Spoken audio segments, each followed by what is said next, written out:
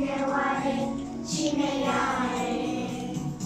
Glasul care și-n tăcere e cuprins de mânt